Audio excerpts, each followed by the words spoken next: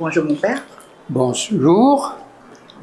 Alors vous êtes témoin privilégié en tout cas de l'histoire de la République démocratique du Congo, avec un palmarès éloquent, ancien recteur de l'Université nationale, chargé du campus de Kinshasa, directeur du Centre d'études de l'action sociale CEPAS, écrivain, chercheur, historien.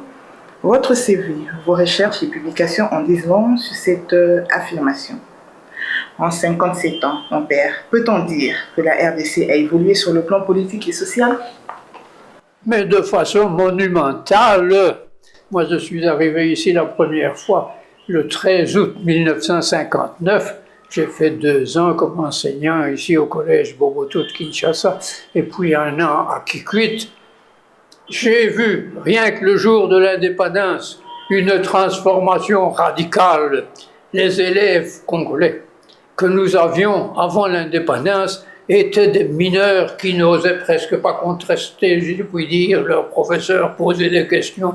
Du jour au lendemain, après l'indépendance, on a eu devant soi des gens beaucoup plus revendicatifs et, j'allais dire, agressifs pour leurs professeurs, qui m'ont interrogé sur le neutralisme positif dont je ne connaissais rien du tout. J'ai fait de mon mieux pour me renseigner et répondre le lendemain. Mais du jour au lendemain, les Congolais se sont sentis d'autres personnes. Ils étaient devenus, en un sens, responsables. Ils se sentaient, en tout cas, devant leur destin. Donc l'indépendance, pour moi, oui, ce fut une conquête et ce fut une victoire.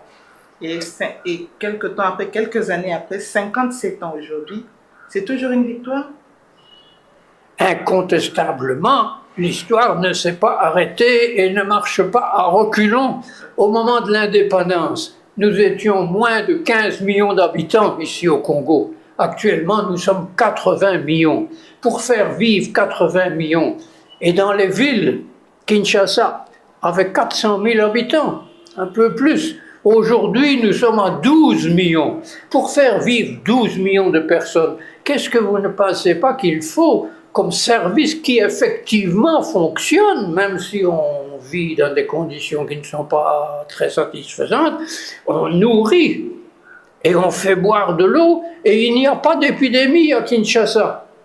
Il y a tout de même un acquis monumental qui apparaît dans cette croissance démographique qui ne serait pas possible s'il n'y avait pas des éléments positifs. Beaucoup de ceux qui disent que tout va mal, on peut leur répondre, mais alors tout le monde est mort. Or, la population, je viens de vous dire, a été multipliée presque par 5 depuis l'indépendance.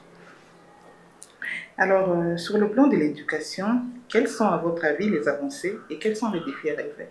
Mais c'est là où le système et le résultat est le plus palpable. Au moment de l'indépendance, il faut reconnaître qu'il y avait une base de l'école primaire solide et très large. Mais au niveau secondaire, on a commencé tardivement. Et en 1960, il y avait en tout et pour tout comme finalistes du secondaire 450 élèves pour toute la République. Aujourd'hui, nous avons 600 000 candidats aux examens d'État. Mais c'est évident qu'il y a une transformation monumentale, il y a une culture en plus par les médias. Les gens connaissent aujourd'hui un tas de choses que même les plus instruits de 1960 ne connaissaient pas.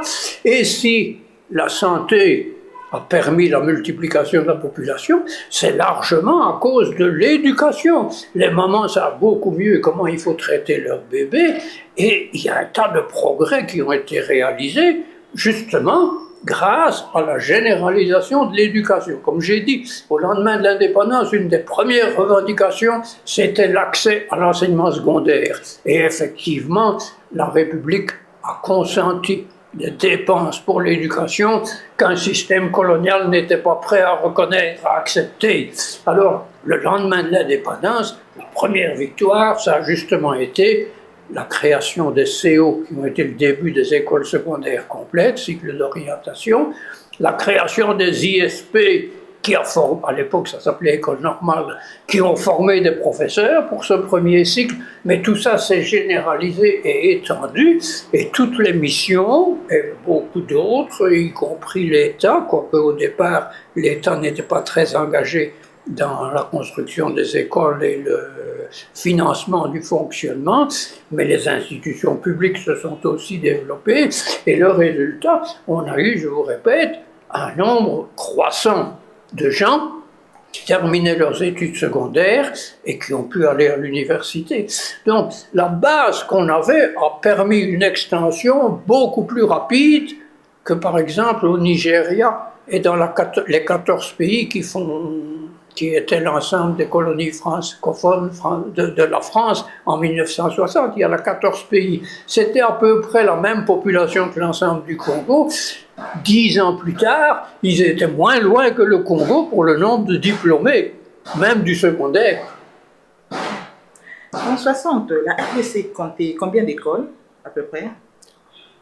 Les écoles, je ne saurais pas vous donner des nombres, mais aujourd'hui, comme je viens de vous dire, on a 600 000 candidats aux examens d'État, ça veut dire finalistes du secondaire, dont à peu près la moitié réussissent.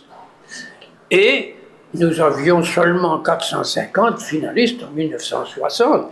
Aux premiers examens d'État en 1967, il n'était encore que 3200. Ça s'est progressivement relevé. Et ça s'est spécialement emballé depuis les années 80 et surtout 90.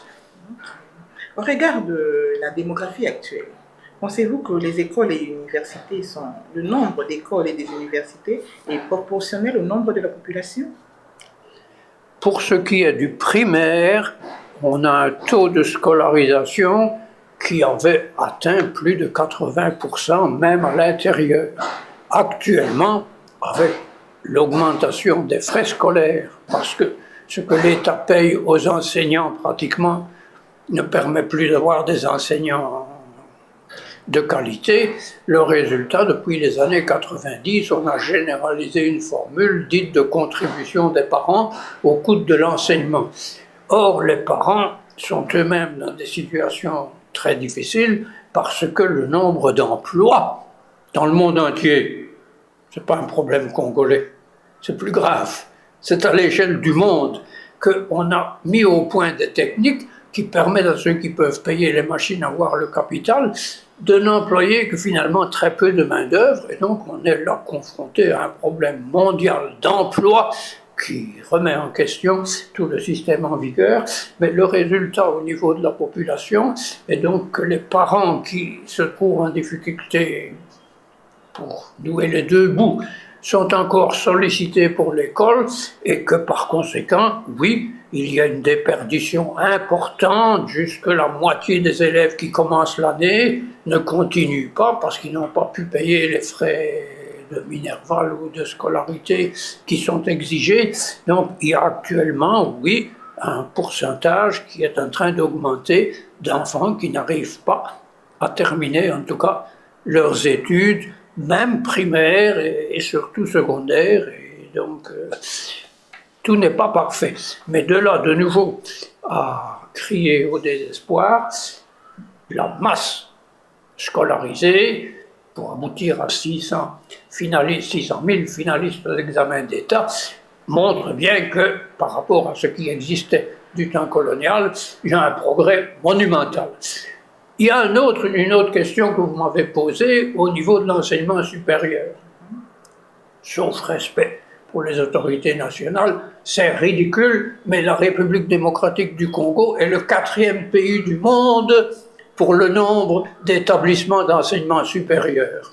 On a vraiment été laxiste dans la reconnaissance de qualité d'établissements d'enseignement supérieur à des institutions qui n'ont pas de professeurs qualifiés en nombre suffisant pour être une institution.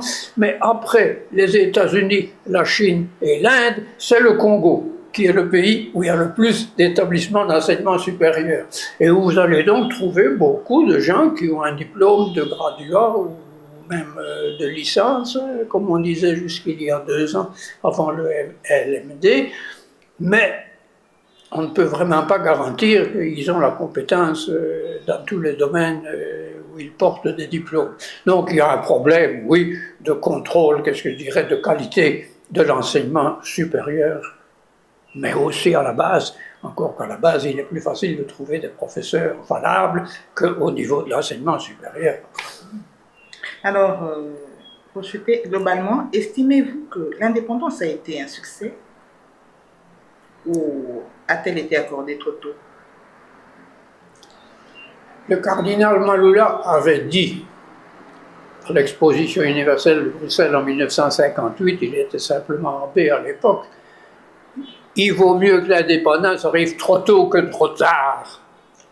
Et les responsables belges se sont rendus compte qu'ils n'étaient plus capables de contrôler la situation parce qu'effectivement la population était devenue beaucoup plus consciente grâce à l'éducation et commençait à revendiquer des services sociaux qu'un régime colonial n'accorde pas. Et notamment ce grand développement de l'enseignement secondaire, ça n'était pas un programme qui rentrait dans un projet colonial et on a dit qu'il se débrouille. Mais effectivement, ça a permis à ce moment-là un essor monumental et Mobutu a pu bénéficier, au début des années 1970, d'un nombre de Congolais qualifiés et formés valablement dans beaucoup de disciplines qui ont été recrutés dans un tas d'autres pays d'Afrique et même en dehors. Donc, oui, c'était une victoire. Et en 1960, moi je suis remonté de Kinshasa à Kikwit en bateau. C'est la première fois qu'il y avait un capitaine congolais sur un bateau qui remontait le fleuve jusqu'à Bandundu, et puis lui continuait le bateau principal sur le Kasaï jusqu'à Ilebo. Moi j'ai pris à Bandundu un bateau qui partait par le Kwilu, et il y en a d'autres qui prenaient un autre bateau, plus petit aussi, vers le lac Maïndombe. Donc c'était la première fois que les Congolais pouvaient accéder au poste de capitaine parce que tous les Blancs, avec les difficultés du lendemain de l'indépendance, avaient fui, et de toute façon, parce qu'avec l'indépendance, il fallait bien quand même africaniser. Et même le barreur, en arrivant à Kikwit, depuis Boulungu, on disait qu'il y avait des rochers dans le Kwilu, que c'était trop dangereux. C'était toujours un pilote européen à partir de Boulungu. Et le pilote congolais qui était là a voulu que j'aille voir que c'était bien lui qui conduisait le bateau. Et toute l'année où j'ai été à Kikwit, le mercredi, on entendait la sirène du bateau courrier et effectivement, il est arrivé. J'ai connu des gens qui sont devenus chefs d'usine dans les huileries du Kwilu. De nouveau, parce que les Européens qui étaient chefs d'usine avaient fui l'insécurité des troubles qu'on a eus au lendemain de l'indépendance. Mais ces Congolais qui étaient devenus chefs d'usine, il y en a un qui m'a fait visiter et qui me montrait que même derrière la porte, ils faisaient propre. Ils avaient une fierté. J'ai connu le commissaire de district, Charles Dikitele, qui vit encore. C'était un des deux premiers Congolais à avoir été nommé commissaire de district. Mais cet homme est venu à Kikwit raisonner nos élèves qui pensaient qu'avec l'indépendance, il y aurait de la viande tous les jours au repas et il n'y aurait plus de travaux manuels. Ça ne m'a pas étonné, parce que moi j'ai connu la guerre 40-45, et pendant la guerre on manquait de tout, mais on disait après la guerre, après la guerre, après la guerre. J'ai vécu l'attente de l'après la guerre exactement comme les Congolais ont vécu l'attente de l'indépendance. Nous croyons aussi qu'après la guerre, tout allait aller facilement. Or, en 1946, moi j'ai encore fait la queue de 9h du matin jusqu'à 15h l'après-midi pour les timbres de ravitaillement qui existaient encore pour avoir pour avoir du sucre, de la farine et du beurre. Ça s'était encore rationné en 1946, 2 ans après la libération. Donc, moi ça ne m'a pas surpris que les gens soient arrivés à l'indépendance en rêvant que tout en allait pour le mieux. Mais après, ils ont fait le redressement, et je répète que j'ai eu de grandes satisfactions avec les élèves que j'avais en 60-61, beaucoup plus qu'avec ceux que j'avais en 59-60. Tout d'un coup, c'était devenu des gens qui se sentaient responsables et qui posaient des questions, et on a grandi ensemble. Ils m'ont aidé aussi à grandir et à mieux comprendre les choses. Alors, votre message à tous les auditeurs qui vont nous suivre? Un mot d'espérance. Seuls ceux qui savent croire dans l'avenir peuvent être des bâtisseurs.